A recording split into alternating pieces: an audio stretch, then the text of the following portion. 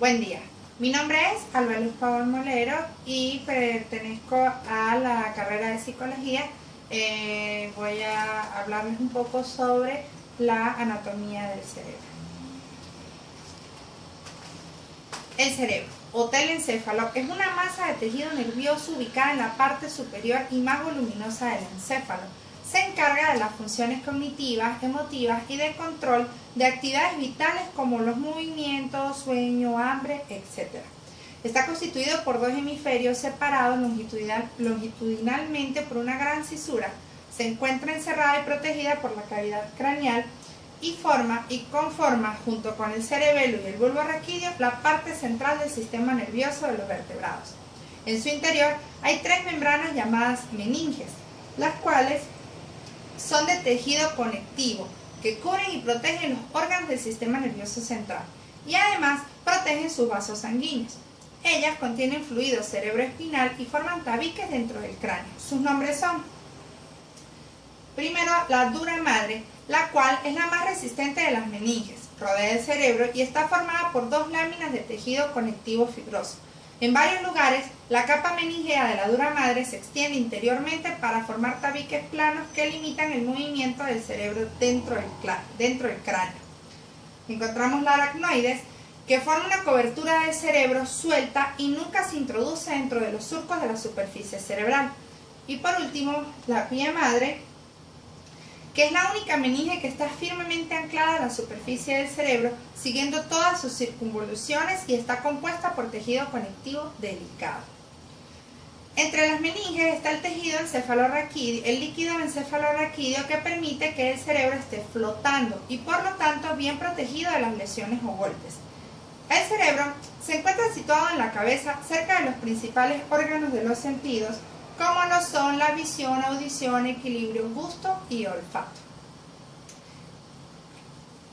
El cerebro humano cubre por la parte dorsal el cerebelo y está dividido en dos hemisferios unidos entre sí por las comisuras interhemisféricas, y poseen en su interior los ventrículos laterales como cavidad ependimaria.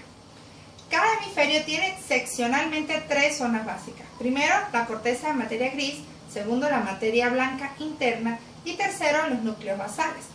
Además, cada hemisferio del cerebro interactúa principalmente con la mitad del cuerpo, pero por razones que aún no están claras, las conexiones se cruzan. El lado izquierdo del cerebro interactúa con el lado derecho del cuerpo y viceversa.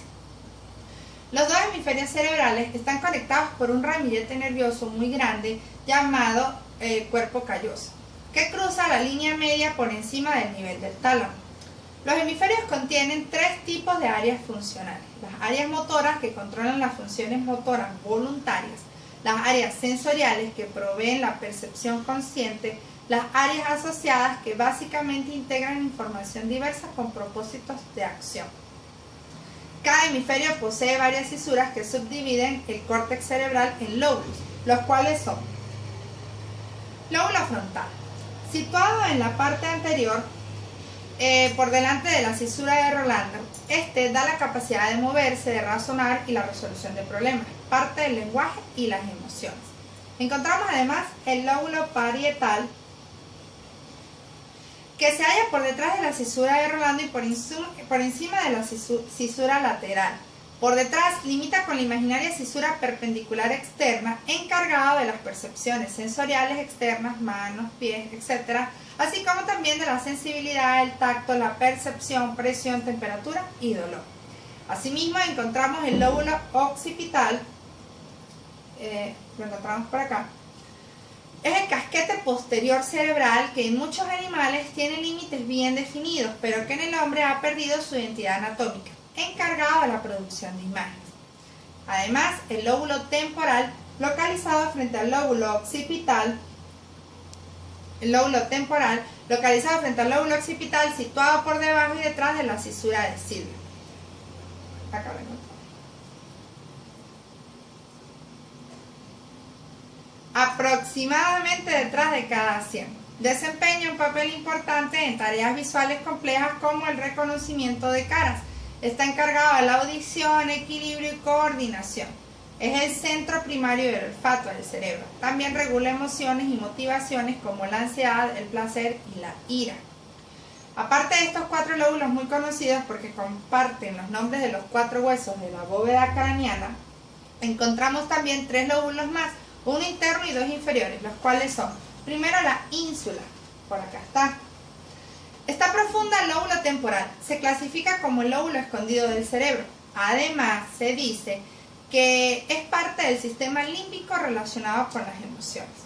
Encontramos el lóbulo orbitofrontal que se encuentra inferior al lóbulo temporal. Por acá está.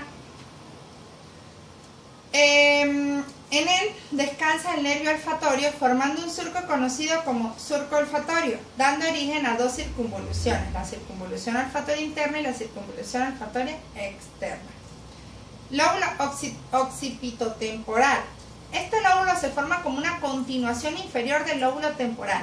Se extiende desde la parte inferior de la tercera circunvolución temporal hasta el surco parahipocampal. El cerebro se puede dividir en las 3 partes siguientes. Primero, en la corteza cerebral, en la cual radica nuestro entendimiento y nos permite estar conscientes de nosotros mismos, comunicarnos, recordar y entender, así como es aquí también donde se inician los movimientos voluntarios.